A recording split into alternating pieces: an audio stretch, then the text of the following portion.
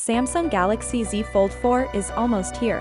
Samsung Galaxy Z Fold 4 is around the corner, but we are getting news regarding the following year's foldable devices.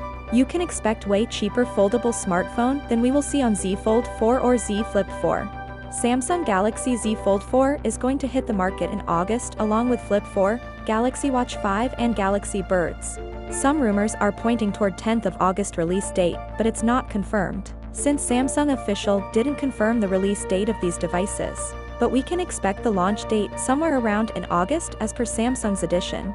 You are going to wait till Z Fold 5 or you guys will going to pick Z Fold for this year, according to rumors. Those rumors are even confirmed by Anthony that Samsung is planning to release a foldable smartphone, cost around $750 in the coming years. And this foldable phone will be a part of 2024 a series lineup means you can expect a budget-friendly foldable phone, just like a series. But for that you need to compromise on a few things, where you find some plastic material, a budget processor, and budget cameras. And you can hope that core functionality will be there, and this is not just Flip series. Meanwhile, something Galaxy Z Fold 4 will cost around $1,699 for base model, $1,799 for 512 gigs of storage, and $2,000 for 1 terabyte version. These numbers are not confirmed, but you can expect the price around them. The processor on Samsung Galaxy Z Fold 4 makes stand out from a Z Fold 3, since we see similar features on Z Fold 4 that we have seen on Z Fold 3.